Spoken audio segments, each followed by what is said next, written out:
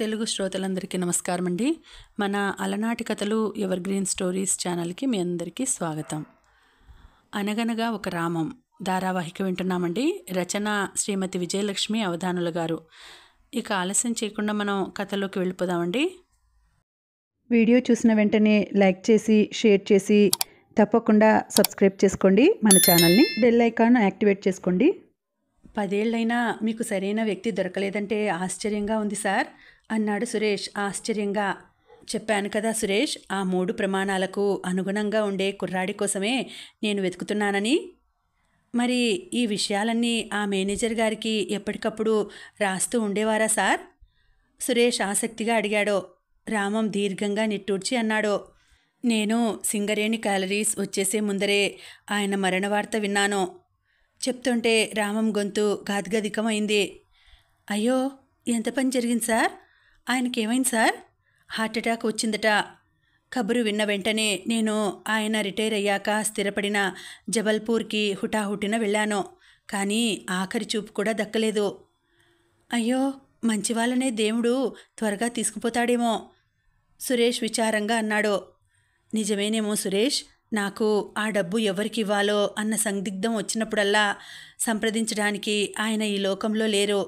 అందువల్ల ఆయన చెప్పిన ప్రమాణాలను అంత గట్టిగా పట్టుకొని కూర్చున్నాను. మీకు అర్హుడైన వ్యక్తి త్వరగా దొరకాలని కోరుకుంటున్నాను సార్. నాకు అటువంటి కుర్రాడు దొరికాడేమో అనిపిస్తోంది అన్నాడు రామం నవ్వుతూ సురేష్ మొహం వైపు సూటిగా చూస్తూ. ఎవరు సార్ ఆ అదృష్టవంతుడు? ఉత్సాహంగా ముందుకు వంగి అడిగాడు సురేష్. నువ్వే, రామం నవ్వుతూ అన్నాడు. నేనా? బిత్రపోతూ అన్నాడు సురేష్. అవును సురేష్, నీకు చదువు మీద ఆసక్తి ఉంది.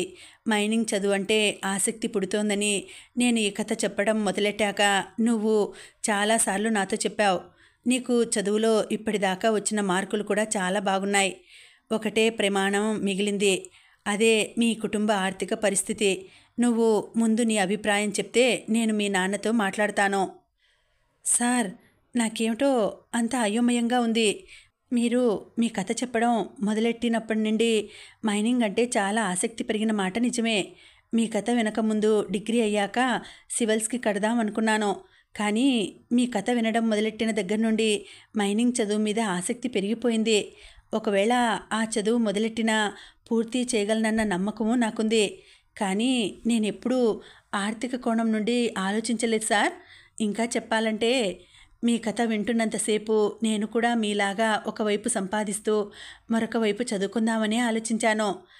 అలా చదవడం ఇచ్చే ఆనందం గురించి ఎన్నో కలలు కూడా కన్నాను. సార్, మీరు ఇప్పటిదాకా ఈ డబ్బు విషయం మా నాన్నకు చెప్పలేదు కదూ? లేదు సురేష్, ఇవాళే కదా ఆ ప్రసక్తి వచ్చింది. ఇప్పటిదాకా చెప్పకపోతే కొన్నాళ్ళు ఆగండి సార్.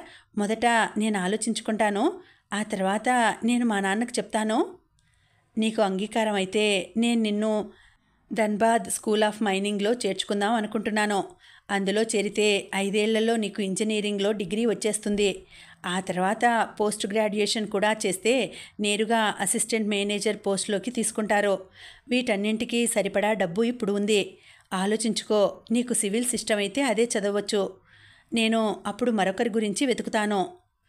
సార్, ఇక్కడ ప్రశ్న చదవగలనా లేదా అని కాదు సార్. చదువుకు కావలసిన పెట్టుబడిని నేనే సమకూర్చుకోవడంలో ఉన్న ఆనందాన్ని అనుభవించాలా వద్దా అని. ప్రస్తుతం నాకు ఏం చెప్పాలో తోచడం లేదు. నాకు ఒక 4-5 రోజులు సమయం ఇవ్వండి సార్. అలాగే సురేష్, నీకు కావలసినంత సమయం తీసుకో. సార్, మీ కథ అయిపోయింది. అయినా ఇంకా ఏదో వినాలని ఉంది సార్. మధ్య మధ్యలో ఇలా మీ దగ్గరకు రావచ్చా? నిరభ్యంతరంగా రావచ్చు నవ్వుతూ అన్నాడు రామం. వెళ్ళిపోతున్న సురేష్ వైపు అబ్బురంగా చూస్తూ ఉండిపోయాడు రామం. ఒక 15-20 రోజుల్లో ఎన్ని మార్పులు! తాను డబ్బు సహాయం చేస్తానంటే సురేష్ ఎగిరి గంతేసి ఒప్పుకుంటాడు అనుకున్నాడు. కానీ ఇదేమిటి, ఈ కుర్రాడు ఆలోచించుకోవాలి అంటాడు. ఇది నా కథ ప్రభావమేనా? ఆలోచించసాగాడు రామం. అతనికి ఎందుకో సురేష్ని చూస్తే గర్వంగా అనిపించింది. 5 రోజుల తర్వాత వచ్చాడు సురేష్. వెంట సురేష్ కంటే 2-3 ఏళ్ళు చిన్నవాడైన మరొక కుర్రాడు ఉన్నాడు. మీరు చెప్పిన విషయం గురించి నేను బాగా ఆలోచించాను సార్. నాకు ఒక్కటే అనిపించింది, మీకు మీ మేనేజర్ గారు ఇచ్చిన డబ్బుని అప్పు అనుకొని ఇంకొకరి చదువుకి ఆ డబ్బుని ఉపయోగించడం ద్వారా ఆ అప్పు తీర్చేసుకుంటున్నారు. నేను డబ్బు విషయంలో మీ అంత క్రమశిక్షణగా ఉండలేనేమో. అందువల్ల ఆ అప్పు భారం నన్నెప్పుడూ వేధిస్తూనే ఉంటుంది. అదిగాక మా నాన్న బొగ్గుగనిలో కార్మికుడు అయినా కాస్త జీతాలు బాగానే వస్తుండడంతో మా చదువులకి కాస్త డబ్బు కూడబెట్టే ఉంచాడు. అందువల్ల మీ రెండో ప్రమాణానికి నేను సరిపోనేమో. ఇదిగో సార్, ఈ కుర్రాడు మా మేనమామ కొడుకు మల్లికార్జున్. వీళ్ళ నాన్న వీడు పుట్టగానే పోయాడు. వీడి తల్లే 6 ఇళ్లల్లో పాచి పనులు చేసుకుంటూ వీడిని హెచ్ఎస్సి అంటే 11వ తరగతితో సమానం. అదయ్యాక పియూసీ చదివి డిగ్రీ చదవచ్చు. హెచ్ఎస్సి దాకా చదివించింది. హెచ్ఎస్సిలో వీడికి 78% మార్కులు వచ్చాయి సార్. అంటే ఇప్పటి ప్రమాణాలతో పోల్చి చూస్తే 95% కింద లెక్క. వీళ్ళ అమ్మ ఇప్పుడు వీడిని కనీసం పియూసీ కూడా చదివించే స్థితిలో లేదు. వీడికేమో ఏదైనా సరే పెద్ద చదువు చదవాలని కోరిక. వీడు మీ ప్రమాణాలకి సరిపోతాడేమో చూడండి సార్ అంటూ అతని హెచ్ఎస్సి మార్క్షీటు రామానికి అందించాడు. రామం ఆ మార్క్షీట్ చూశాడు. లెక్కల్లో 100కి 100, ఫిజిక్స్ కెమిస్ట్రీలలో 100కి 80, మిగతా సబ్జెక్టులలో కూడా 100కి 65% మార్కులు వచ్చాయి. ఏం మల్లికార్జున్, నేను నిన్ను ఇంజనీరింగ్ చదివిస్తే చదువుకుంటావా? ఆ కుర్రాడి వైపు చిరునవ్వుతో చూస్తూ అడిగాడు రామం. మల్లికార్జున్ సురేష్ అంత హుషారైనవాడు కాదు. బిడియంగా చూస్తూ చదువుకుంటాను అన్నట్లు తల ఊపాడు. అయితే రేపు మీ అమ్మని తీసుకొనిరా, నేను మాట్లాడతాను అన్నాడు. రామం మల్లికార్జున్ వైపు ఆప్యాయంగా చూస్తూ, సార్, మా అమ్మను నాన్నను కూడా తీసుకొచ్చేదా? తన మేనల్లుడు పెద్ద చదువులు చదువుతాడు అంటే మా అమ్మ ఎంత సరదా పడుతుందో అన్నాడు సురేష్. మర్నాడు సురేష్ తన తల్లిని, తండ్రిని, అత్తను, మల్లికార్జున్ను అందరినీ తీసుకొని వచ్చాడు. మల్లికార్జున్ తల్లి పేరు మల్లమ్మ. ఆమె చాలా నీరసంగా కళ్ళు లోతుకుపోయి కనిపిస్తోంది. వాళ్లతో మాట్లాడేటప్పుడు అమ్మలు కూడా పక్కనుంటే బాగుంటుంది అనిపించింది రామానికి. లోపలికెళ్ళి అమ్మల్ని కూడా పిలుచుకువచ్చాడు. సురేష్ అందరినీ పరిచయం చేశాడు. ఏం మల్లమ్మ, బాగా నీరసంగా కనిపిస్తున్నావు, ఒంట్లో బాగుండడం లేదా? అమ్మలు అడిగింది. మల్లమ్మ వైపు జాలిగా చూస్తూ ఏం జవాబు చెప్పాలో తోచనట్లు సురేష్ వైపు చూసింది మల్లమ్మ. మేడం, మా అత్త రోజు 6 ఇళ్లల్లో పనిచేస్తుంది. పొద్దున్న 7 గంటలకి చద్దన్నం తిని ఇంట్లోంచి బయటపడితే మళ్ళా సాయంత్రం 6 గంటలకే ఇంటికి చేరుకుంటుంది. పనిచేస్తున్న ఇళ్లల్లో ఏదో ఒకటి మిగిలిపోయినవి ఇస్తూ ఉంటారు కదా, అవే తిని సాయంత్రం దాకా గడిపేస్తూ ఉంటుంది. ఎవరు మిగిలిపోయినవి ఇవ్వని రోజు అలాగే ఆకలితో ఉండిపోతుంది. మళ్ళా సాయంత్రం వచ్చి తనకి కొడుక్కి వంట చేసుకుంటుంది. ఈ మధ్య 2-3 సార్లు కళ్ళు తిరిగి పడిపోయిందట. డాక్టర్ దగ్గరికి మేమే తీసుకెళ్ళాం. సరైన తిండి తినకపోవడం వల్లనూ పని ఎక్కువ అవడం వల్లనూ అలా అవుతోంది అని డాక్టర్ అన్నాడు. బీపీ అప్పుడప్పుడు పడిపోతోందట. కనీసం 2 ఇళ్లల్లో పని మానేయమన్నాడు. సురేష్ తన అత్త తరపున జవాబు చెప్పాడు. మరి 2 ఇళ్లల్లో పని ఎందుకు మానేయలేదు అని రామం కానీ అమ్మలు కానీ అడగలేదు. ఒక ఒంటరి ఆడది తన పిల్లాడిని పెంచుకుంటూ చదివించాలంటే ఎంత కష్టపడాలో ఇద్దరికీ తెలుసు. దొర్సాని, అన్నిళ్లల్లో పనిచేస్తుంటేనే మా ఇద్దరి తిండికి ఈడి చదువుకు డబ్బు సరిపోతుండే. ఇక 2 ఇళ్లల్లో పని మానేసుకుంటే ఈడి చదువు ఎట్టా దొర్సాని? మల్లమ్మ నోరు విప్పింది. మేము మీ కొడుకుని చదివిద్దాం అనుకుంటున్నాం. ఇంజనీరింగ్ చదువు పియూసీతో కలిపి పూర్తవడానికి 6 ఏళ్లు పడుతుంది. అప్పట్లో ఇంజనీరింగ్ 5 ఏళ్ళు ఉండేది. కానీ ఇలా చదువు అయిన వెంటనే అలా ఉద్యోగం దొరికిపోతుంది మన బొగ్గు గనుల్లోనే. ఏమంటావ్? నువ్వు డాక్టర్ బాబు చెప్పినట్లు 2 కాదు 3 ఇళ్లల్లో పని మానేసినా పర్వాలేదు రామం అన్నాడు. మా ఇంటి వెనుక 2 అవుట్ హౌస్లున్నాయి. ఒక దాంట్లో మా ఇంట్లో పనిచేసే పోచమ్మ ఉంటుంది. మరో దాంట్లో నువ్వు ఉండవచ్చు. ఒకవేళ నువ్వు అద్దె ఇంట్లో ఉంటే నీకు అద్దె కలిసి వస్తుంది అంది అమ్మలు. చూడు మల్లమ్మ, నీ కొడుకు ఇంజనీరింగ్ చదవాలంటే ముందు 1 ఏడాది పాటు పియూసీ చదవాలి. ఇక్కడ అవుట్ హౌస్లో మీరిద్దరూ ఉంటూ ఖమ్మంలో కాలేజీ ఉంది, అక్కడ చదవచ్చు. రోజు బస్సులో వెళ్ళి రావచ్చు. దాదాపు గంట బస్సు ప్రయాణం ఉంటుంది. సార్, నేను చదువుకుంటూ ఏదైనా సంపాదించడానికి అవకాశం ఉంటుందా సార్? అంటే పియూసీకి కాలేజీకి వెళ్ళనక్కర్లేకుండా ఇంట్లోనే చదువుతూ ఏదైనా పార్ట్ టైం ఉద్యోగం చేసుకోవడానికి వీలవుతుందా సార్?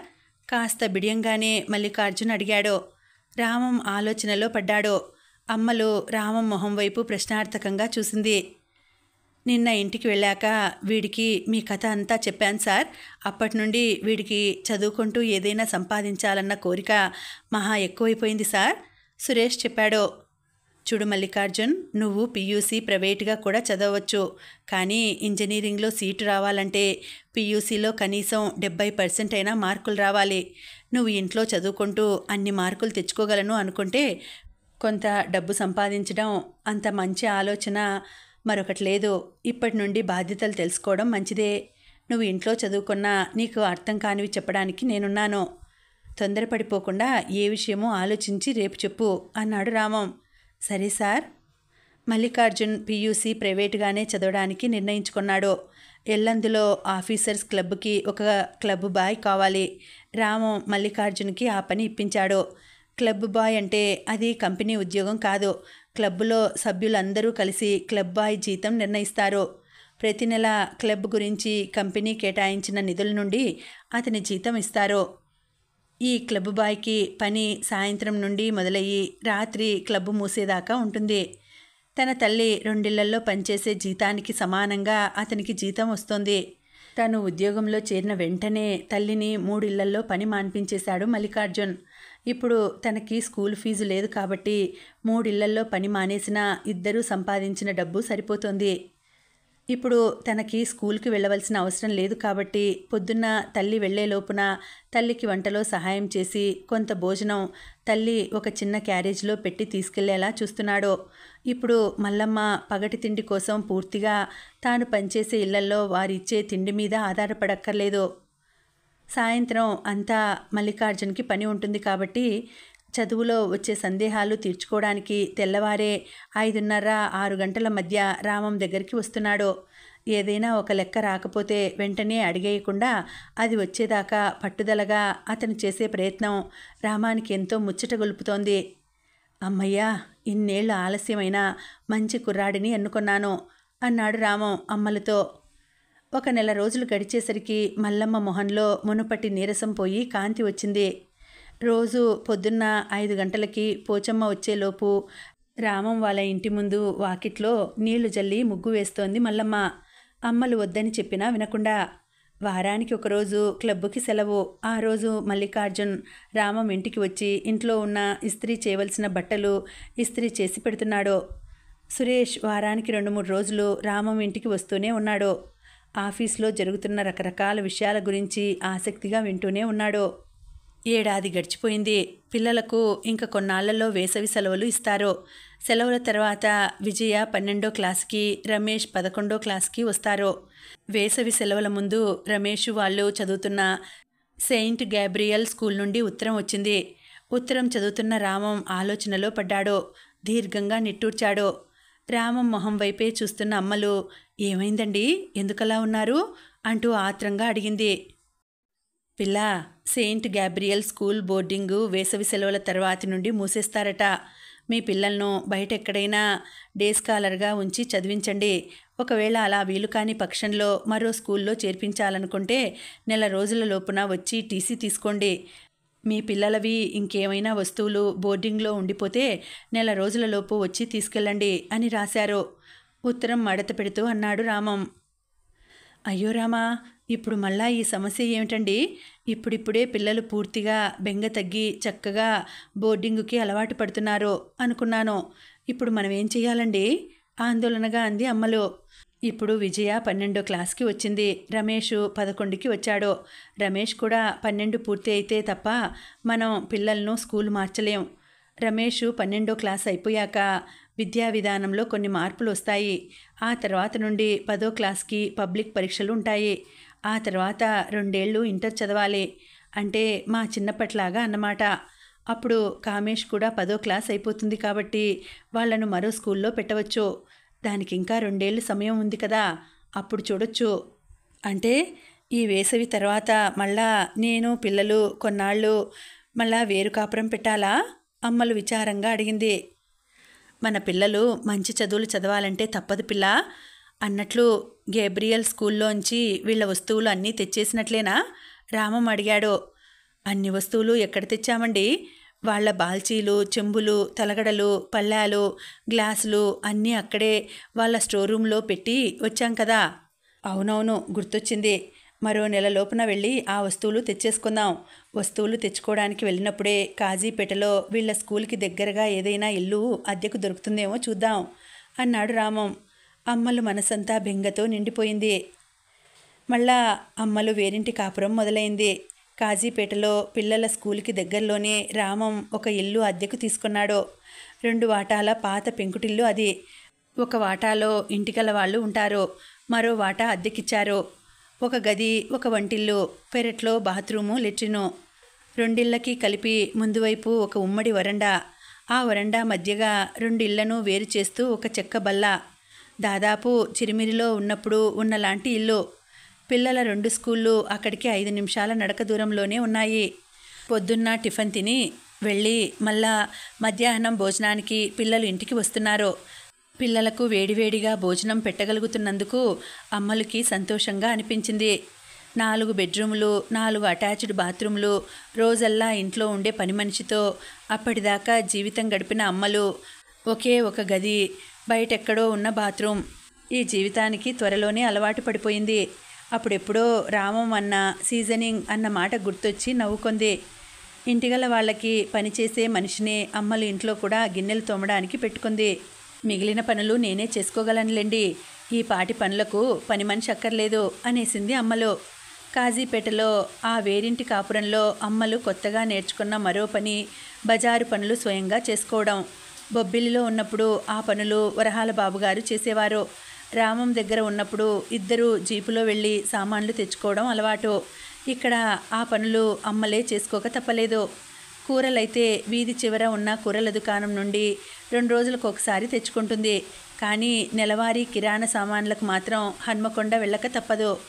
నెలాఖరులోనే ఇంట్లో మిగిలిన సామాన్లు చూసుకొని ఇంట్లో మిగిలిన సామాన్లను బట్టి తర్వాతి నెలకు కావలసిన సరుకుల జాబితా రాసుకోవడం, పిల్లలు స్కూల్కి వెళ్ళాక హన్మకొండకి రిక్షాలో వెళ్ళి అన్ని సామాన్లు తెచ్చుకోవడం అమ్మలు చేస్తోంది. మొదట్లో ఈ పని బెంగగా ఉన్నా అలవాటు అవుతున్న కొద్దీ ఆత్మవిశ్వాసం పెరిగి ఈ బజారు పని కూడా ఉత్సాహంగానే అనిపించసాగింది అమ్మలకి. మందమర్రి ఊరు అక్కడికి దగ్గరే, 4 గంటల ప్రయాణం కాబట్టి రామం నెలకు 2 సార్లు వస్తున్నాడు. రామం ఉన్న ఆ ఒక్క రోజులోనూ పిల్లలను ఇంట్లో వదిలేసి ఇద్దరు బజారుకు వెళ్ళిపోవడం అమ్మలకి నచ్చలేదు. అందుకే బజారు పనులు ఇష్టంగా అలవాటు చేసుకుంది. 10 నెలల కాలం తెలియకుండానే గడిచిపోయింది. మార్చి నెల మొదటి వారంలో విజయ, హోప్ ఎగ్జామ్స్ అయ్యాయి.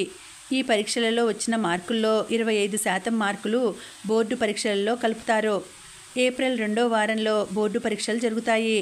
మధ్యలో 1 నెలకి పైనే సమయం ఉంది కాబట్టి మందమర్రి వెళ్ళి ఏప్రిల్ మొదటి వారంలో మళ్ళా వద్దామని అమ్మలు వాళ్ళు నిర్ణయించుకున్నారు.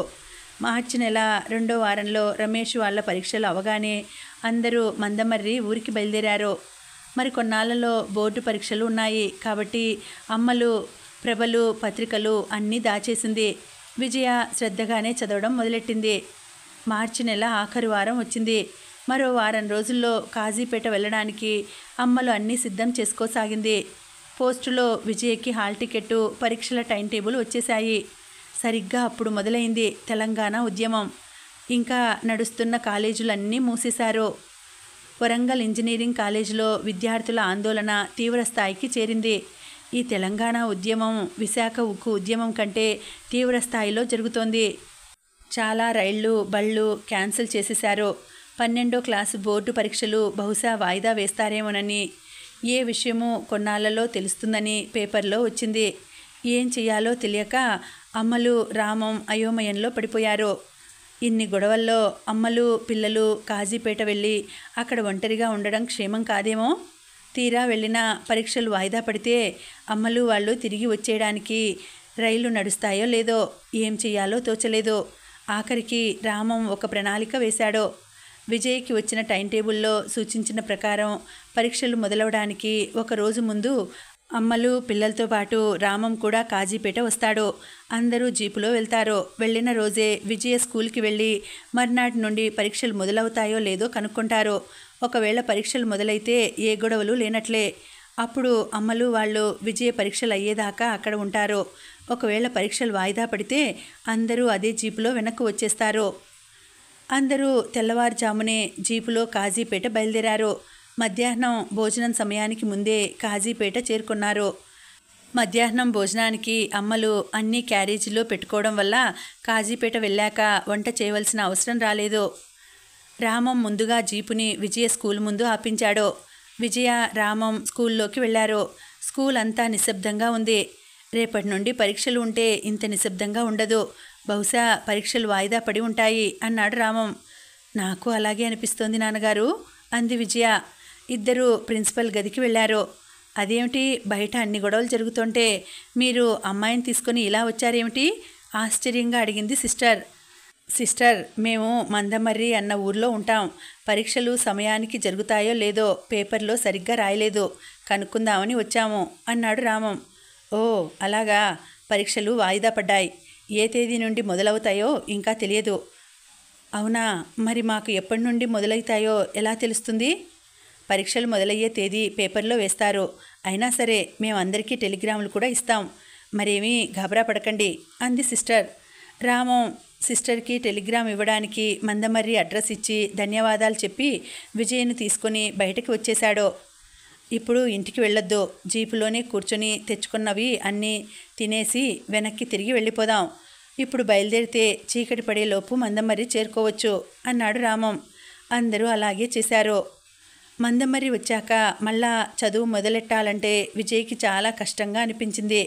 పరీక్షల ముందు కాక ఎప్పటికప్పుడు చదివేసుకోవడం విజయ్కు అలవాటు. పరీక్షల ముందు చాలా తక్కువ చదువుతుంది. అటువంటిది హోప్ ఎగ్జామ్స్, బోర్డ్ ఎగ్జామ్స్ మధ్యలో బాగా ఎక్కువ సమయం ఉండడంతో ఎప్పటికంటే ఎక్కువే చదివేసింది. ఇప్పుడు మళ్ళా మూడోసారి రివిజన్ అనేసరికి అసలు క్లాస్ పుస్తకాలు పట్టుకోబుద్ధి కాలేదు విజయ్కి.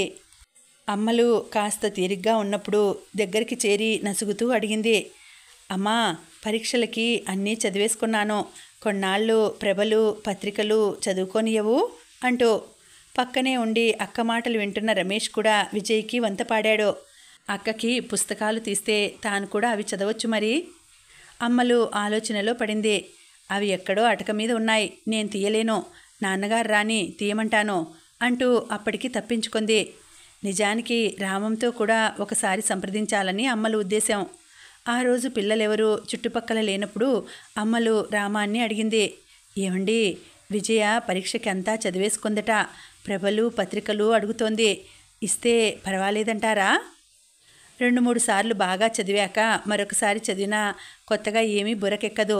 కానీ రోజల్లా ఆ పుస్తకాలే పట్టుకొని కూర్చోకుండా చూడు అన్నాడు రామం.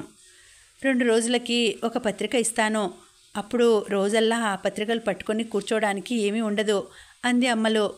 ఈ ఉపాయం బాగుంది, అటకమించి పుస్తకాలు దింపుతాను, నీ బీరువాలో కనపడకుండా పెట్టేసి ఒక్కొక్క పుస్తకం ఇయ్యి అన్నాడు రామం. అమ్మలు అలాగే చేసింది. అమ్మలు ఇచ్చిన పుస్తకాన్ని ఒక్క రోజులో చదివేసింది విజయ. ఆ తర్వాత అదే పుస్తకాన్ని మరొకసారి మర్నాడు కూడా చదివేసింది. తెలంగాణ అల్లర్లు నెల రోజుల్లో ముగిశాయి. విజయ పరీక్షల తేదీ కూడా స్కూల్ వాళ్ళు టెలిగ్రామ్ ద్వారా తెలిపారు. రామం కాజీపేట దాకా జీపులో వచ్చి అమ్మల్ని పిల్లల్ని కాజీపేట ఇంట్లో దింపి ఒక రోజల్లా అక్కడ ఉండి మరేమీ గొడవలు జరగడం లేదని రూఢీ చేసుకుని అదే జీపులో మందమర్రి వెళ్ళిపోయాడు. విజయ పరీక్షలు ఏ ఆటంకాలు లేకుండా బాగానే అయిపోయాయి. పరీక్షలు అవగానే రామం మళ్ళా జీపులో వచ్చి అందరినీ మందమర్రి తీసుకుపోయాడు. మరొక నెలన్నర తర్వాత విజయ పరీక్షా ఫలితాలు కూడా వచ్చాయి. విజయ డిస్టింక్షన్లో పాస్ అయింది. కానీ అప్పుడే మొదలైంది ఒక సందిగ్ధం. విజయ పరీక్షా ఫలితాలు వచ్చిన వారం రోజుల తర్వాత విజయకి స్కూల్లో లెక్కలు బోధించిన లలిత టీచర్ దగ్గర నుండి ఉత్తరం వచ్చింది. విజయ, నీ మార్కులు చూసి నేను చాలా సంతోషించాను. నేను అనుకున్నట్లే నువ్వు స్కూల్ ఫస్ట్ వచ్చావు.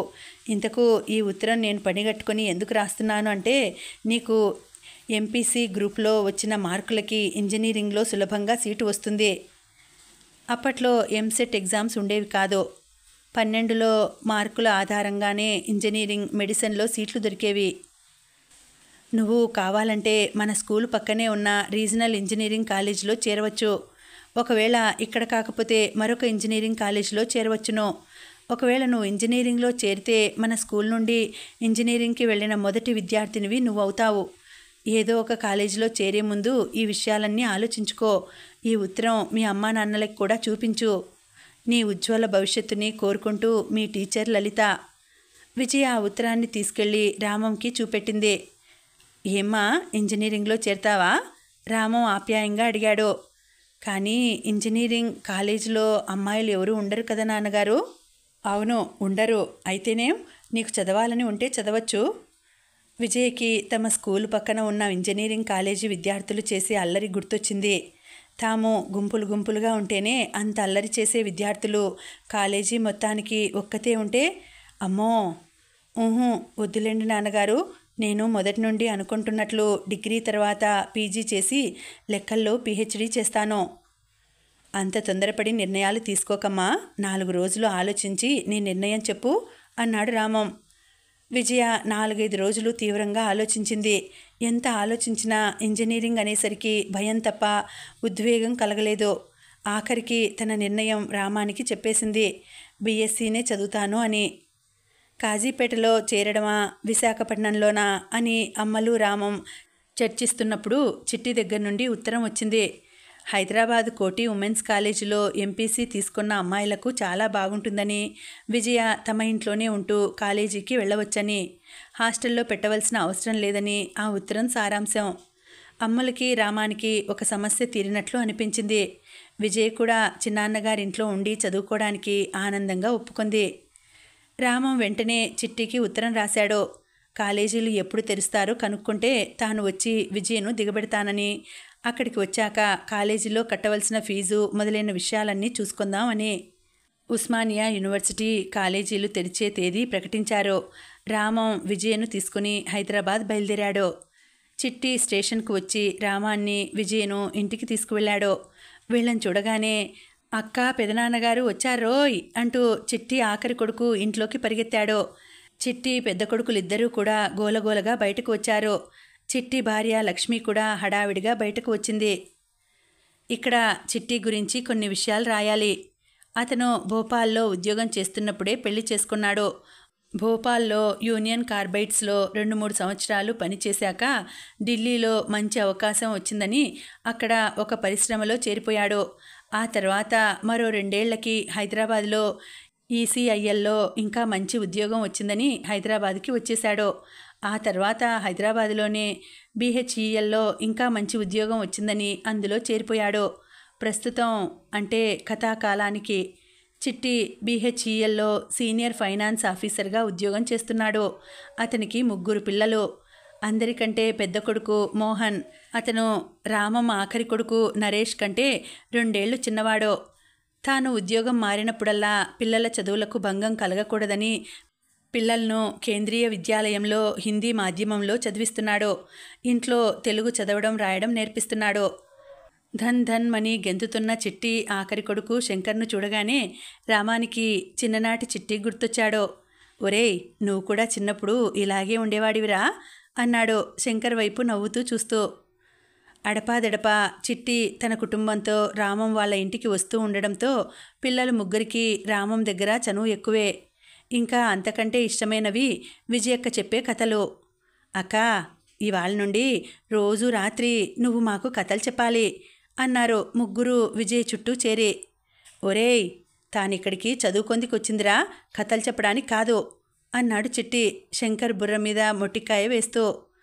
పోనీ రోజు ఒక పూర్తి కథ చెప్పకపోయినా పర్వాలేదు, సగం కథ చెప్తే చాలు అన్నాడు శంకర్ గునుస్తూ. పర్వాలేదులేరా, పూర్తి కథ చెప్తానులే అంది విజయ నవ్వుతూ.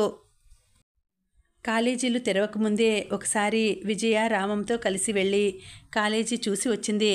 అది కోటి విమెన్స్ కాలేజ్. ఎప్పుడో నవాబుల కాలంలో కట్టిన భవన సముదాయం.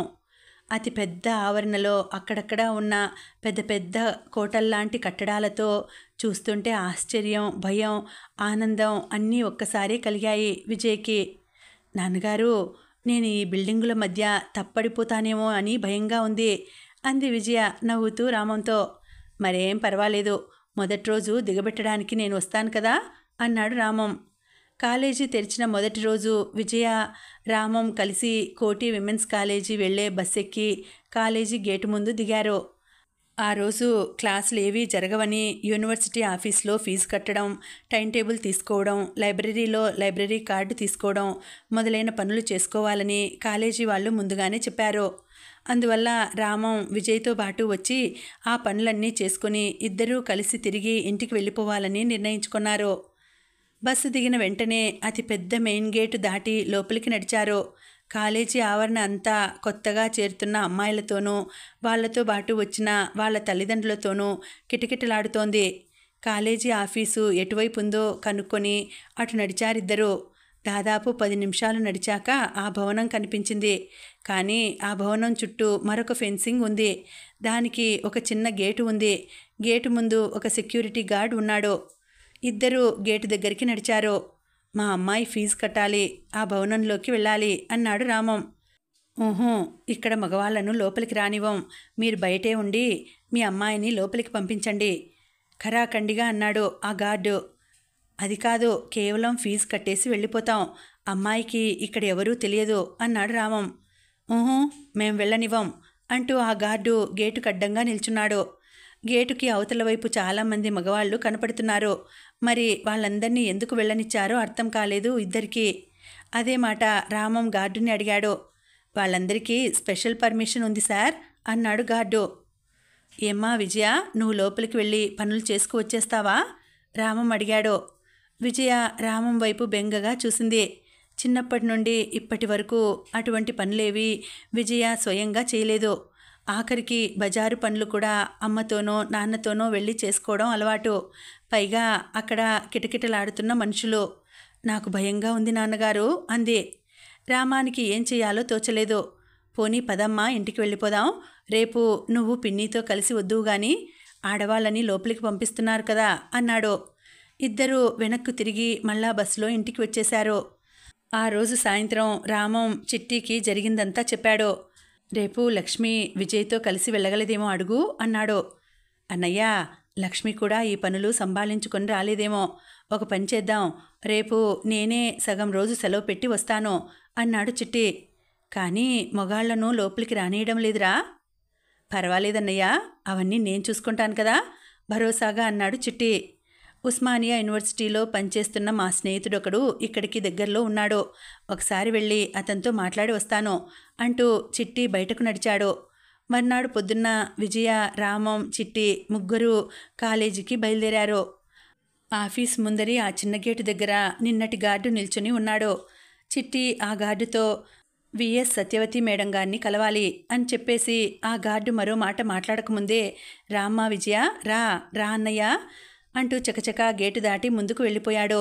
వెనకే రామం, విజయ కూడా లోపలికి నడిచారు. ఫలానా ఆఫీస్ ఎక్కడ ఉంది అని అడగకుండా ఆ ఆఫీస్లో పనిచేసే ఉద్యోగిని పేరు చెప్పేసరికి గార్డు కూడా వీళ్ళకి స్పెషల్ పర్మిషన్ ఉందనుకున్నాడు. నిజానికి రామం వాళ్ళకి పని ఉన్నది కూడా ఆ ఫలానా సత్యవతి మేడంతోనే. లోపలికి వెళ్ళాక అన్ని పనులు చకచకా అయిపోయాయి. అసలు వీళ్ళని ఎవరూ మగవాళ్ళు లోపలికి ఎందుకొచ్చారని కూడా అడగలేదు. నిజానికి కొత్తగా వచ్చిన చాలామంది అమ్మాయిలతో పాటు వాళ్ళ నాన్నో అన్నయ్యో ఎవరో ఒకరు ఉన్నారు. పనులన్నీ అయిపోయి బస్సులో తిరిగి వస్తున్నప్పుడు రామం చిట్టిని అడిగాడు. ఒరే చిట్టి, నీకు అక్కడ కాలేజీలో పనిచేసే సత్యవతి అన్న ఆవిడ తెలుసునని నాకు ముందే ఎందుకు చెప్పలేదు? చిట్టి పకపకా నవ్వాడు. నా మొహం, నాకు మాత్రం ఆవిడ ఏం తెలుసు, నిన్ననే ఆవిడ పేరు తెలిసింది. నిన్న సాయంత్రం ఉస్మానియా యూనివర్సిటీలో పనిచేస్తున్న నా స్నేహితుడి దగ్గరికి వెళ్ళాను కదా, ఇక్కడ విమెన్స్ కాలేజీ ఆఫీస్లో పనిచేస్తున్న వాళ్ళు చాలామంది అతనికి తెలుసు. ఫీజులు గట్రా తీసుకునే ఆవిడ పేరు అడిగాను. అతను చెప్పాడు. నీకు తెలుసా అన్నయ్య, పలానా చోటుకి ఎలా వెళ్ళాలి అని మనం అడిగితేనే వాళ్ళు మనని అలా అల్లరి పెడతారు. అలా కాకుండా అక్కడ పనిచేస్తున్న పలానా వాళ్ళు మనకి ముందు నుండి తెలుసు అన్నట్లు వాళ్ళకి ఒక ఊహ కలిగిస్తే వాళ్ళు మనల్ని ఏమీ అనరు. అయినా మనం ఏమీ అబద్ధం కూడా ఆడలేదు. మనం కలవవలసినది కూడా ఆ సత్యవతి గారినే కదా నవ్వుతూ అన్నాడు చిట్టి. రామం చిట్టి వైపు మురిపెంగా చూశాడు. ఒరే చిట్టి, నీ చిన్నప్పటి ఉపాయాల బుద్ధి ఇంకా పోలేదురా అన్నాడు తమ్ముడి భుజం తడుతూ. అన్నయ్య, నువ్వింకా 2-3 రోజులు ఉంటావు కదూ చిట్టి అడిగాడు. లేదురా, రేపు సాయంత్రం వెళ్ళిపోతాను అన్నాడు రామం. అయ్యో, రేపు సాయంత్రమేనా? మరొక్క రోజు ఉండన్నయ్యా, రేపు నీకు ఒక ఆశ్చర్యకరమైన విషయం ఉంది అన్నాడు చిట్టి నవ్వుతూ. ఒరేయ్, అదేమిటో చెప్పేయవచ్చు కదరా, నాకు తెలిస్తే నేను ఉండాలో వద్దో నిర్ణయించుకుంటాను అన్నాడు రామం. ఊహూ, మీతో చెప్పొద్దని మా ముగ్గురు పిల్లలు అన్నారు. చిట్టి నవ్వుతూ తల అడ్డంగా ఊపాడు. సరే, రేపు ఆ ఆశ్చర్యం ఏమిటో చూశాక ఉండాలో వద్దో నిర్ణయించుకుంటాను. ఉండాలని అనిపిస్తే సెలవు పొడిగించమని ఆఫీసుకి టెలిగ్రామ్ ఇస్తాను అన్నాడు రామం. అలా అన్నావు, బాగుంది చెప్పాడు చిట్టి. చిట్టి చూపించబోయే ఆ ఆశ్చర్యం ఏమిటో ఆలోచిస్తూ రామం ఆ రోజు కాస్త ఆలస్యంగా పడుకున్నాడు. ఇంకా ఉందండి, కథ కొనసాగుతుంది. మళ్ళీ వచ్చే వీడియోలో తర్వాతి భాగం తెలుసుకుందాం. అంతవరకు సెలవు. నమస్తే.